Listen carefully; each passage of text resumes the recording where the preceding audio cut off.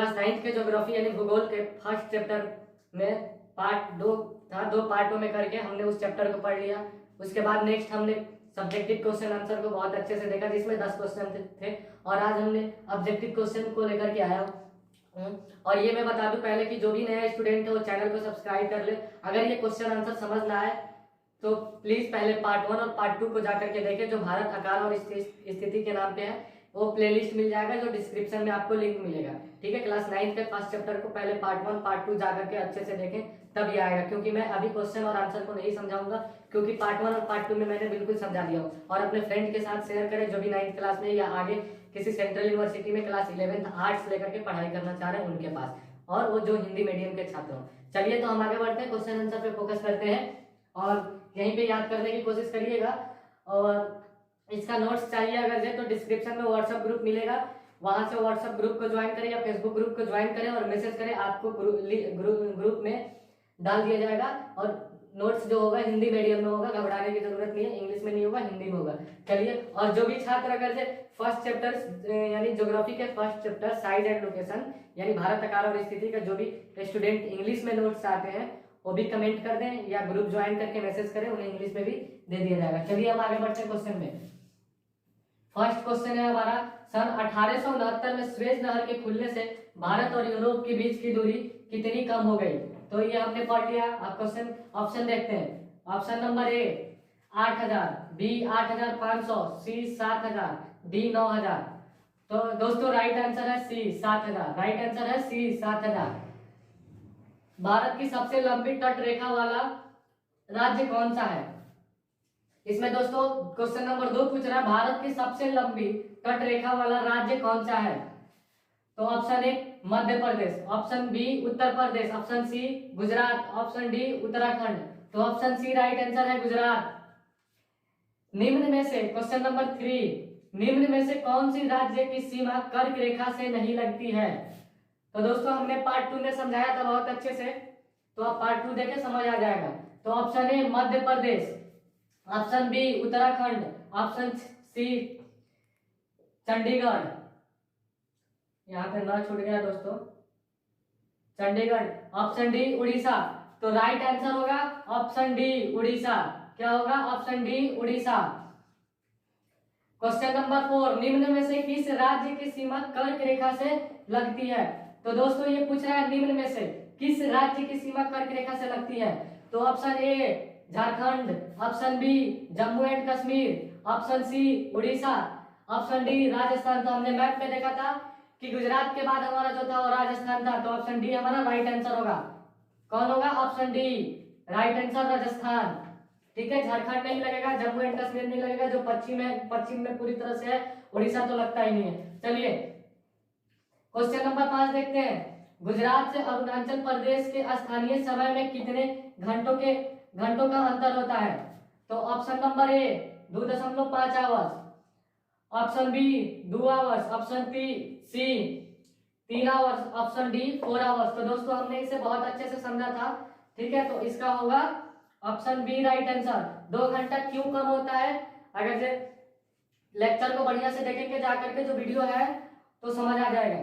Question number 6 देखते हैं। भारत में क्षेत्रफल के आधार पर सबसे बड़ा राज्य कौन सा है? क्वेश्चन नंबर 6 में पूछ रहा है भारत में क्षेत्रफल के आधार पर सबसे बड़ा राज्य कौन सा है? तो option A Uttar Pradesh, option B Goa, option C Uttarakhand, option D Rajasthan. तो क्षेत्रफल में सबसे बड़ा जो दोस्तों है वो राजस्थान है। ऑप्शन डी राइट आंसर है राजस्थान। और गोवा सबसे छोटा है क्षेत्रफल के आधार पे, ठीक है, गोवा सबसे छोटा है। क्वेश्चन नंबर 7 देखते हैं। भारत में जनसंख्या के आधार पर सबसे बड़ा राज्य कौन सा है?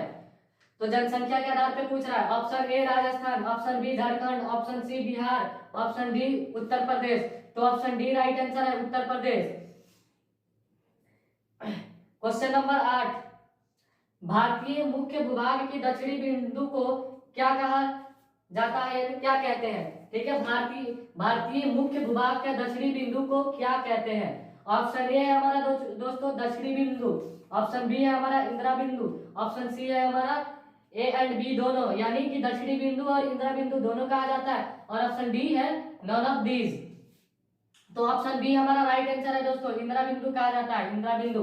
ऑप्शन बी हमारा राइट आंसर इंदिरा बिंदु। क्वेश्चन नंबर 9, क्षेत्रफल के अनुसार भारत का सबसे छोटा राज्य कौन सा है? तो दोस्तों क्वेश्चन नंबर 9 है, क्षेत्रफल के अनुसार भारत का सबसे छोटा राज्य कौन सा? Option B, option A Mirzapur. तो मिर्जापुर तो हमारा राज्य है नहीं, तो ये गलत है।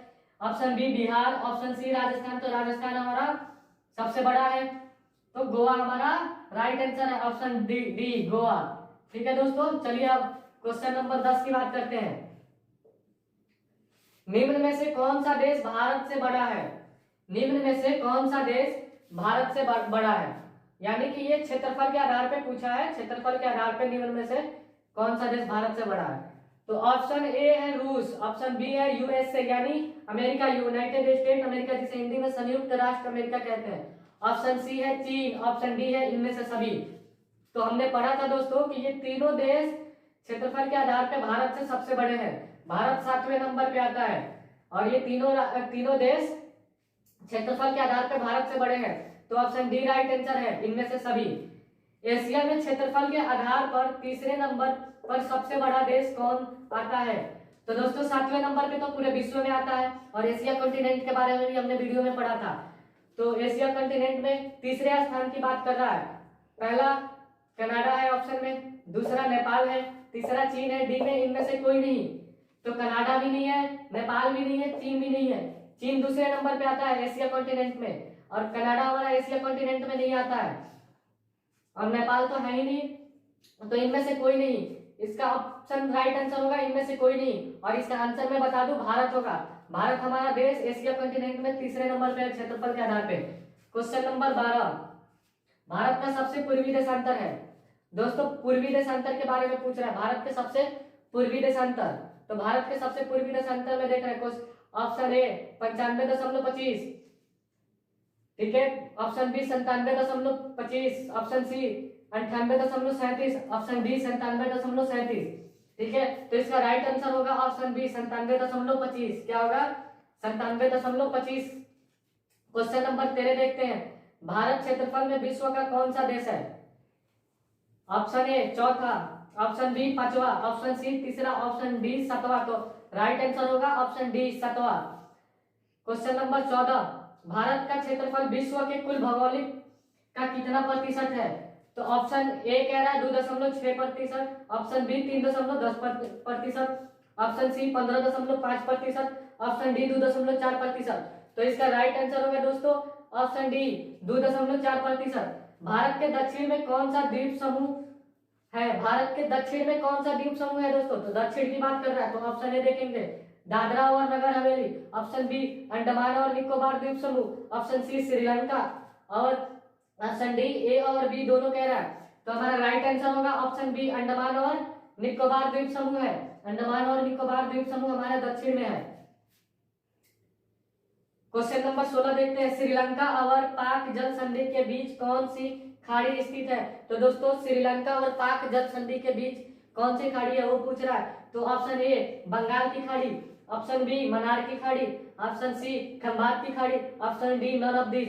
तो इसका राइट आंसर होगा दोस्तों बी, राइट आंसर होगा बी मन्नार की खाड़ी। क्वेश्चन नंबर 17, भारत के भूभाग का कितना क्षेत्रफल है?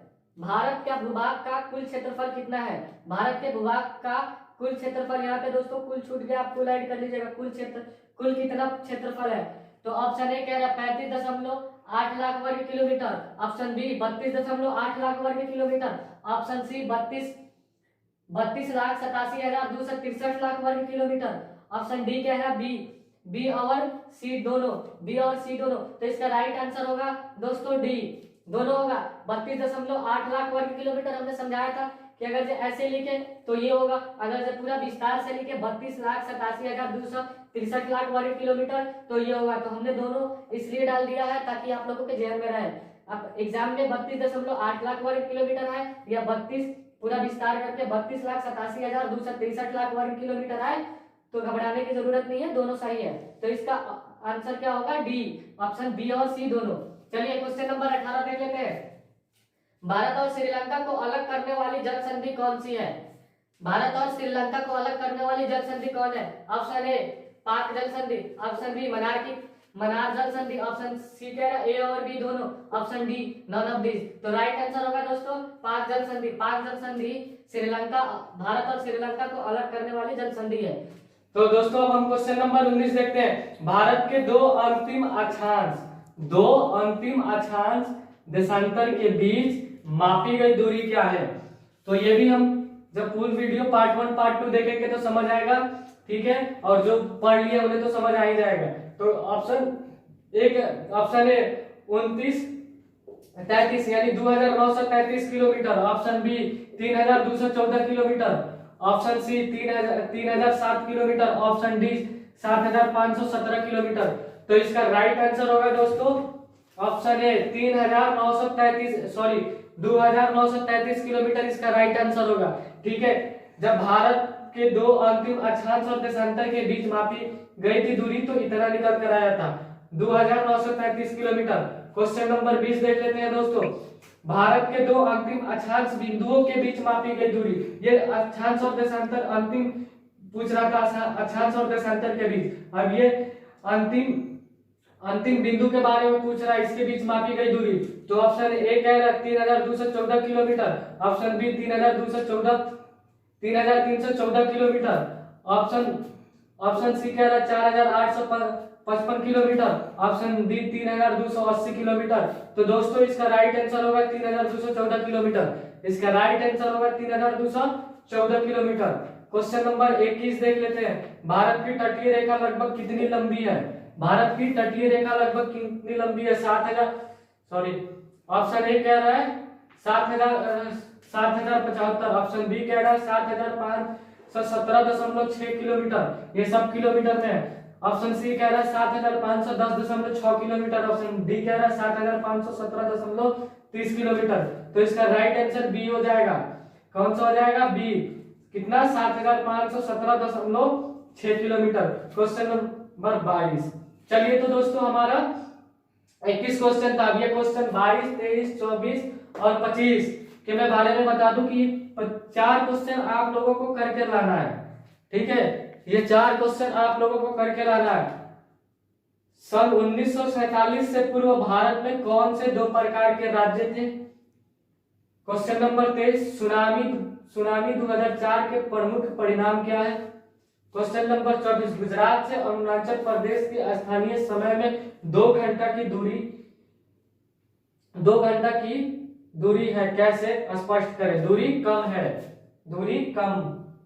दूरी में अंतर है। चलिए हम इसको ग्रुप ज्वाइन करिए, ग्रुप में भेजना है, मैं इसका कमेंट में सही क्वेश्चन और ग्रुप में डाल दूंगा, ठीक है। और क्वेश्चन नंबर 25 कह रहा है विश्व के कुल 6 देश क्षेत्रफल के आधार पे, ठीक है, विश्व के कुल 6 देश क्षेत्रफल के आधार पे यानी लाइन बाय लाइन, ठीक है, पहला, दूसरा, तीसरा, चौथा, पांचवा, छठवा, ठीक है, 6 देश। इन 6 देश के क्षेत्रफल की संख्या को दर्शाएं, ठीक है। ये 6 देशों की सारणी बनानी है, अपन को सारणी बनानी और दर्शाना। और मैं एक इस पे गिवअवे है दोस्तों, जो भी ये क्वेश्चन को राइट आंसर देगा टॉप 5 स्टूडेंट जो भी पहले होंगे, ठीक है, उनके लिए कुछ पुरस्कार होगा। और इसके लिए मैं एक वीडियो लेकर आ जाऊंगा और इसके पूरा प्रोसेस में बता दूंगा कैसे करना है, कैसे नहीं करना है, ठीक है। तो फिलहाल आप लोगों को 4 क्वेश्चन और वीडियो में फिर से ये 4 क्वेश्चन को बता दूंगा और नेक्स्ट वीडियो का इंतजार करें। तब तक ये क्वेश्चन आंसर देखें। नेक्स्ट वीडियो में बहुत ही जल्द डाल दूंगा और इसके पूरे प्रोसेस बता दूंगा कि गिवअवे का प्रोसेस क्या है, पुरस्कार का प्रोसेस क्या है, पुरस्कार में क्या मिलने वाला है। चलिए तब तक के लिए बाय बाय, अपना ध्यान रखिए। और हाँ दोस्तों मैं बता दूं बहुत ही जल्द क्लास 9 के इकोनॉमिक्स के फर्स्ट चैप्टर आने वाला है, ठीक है।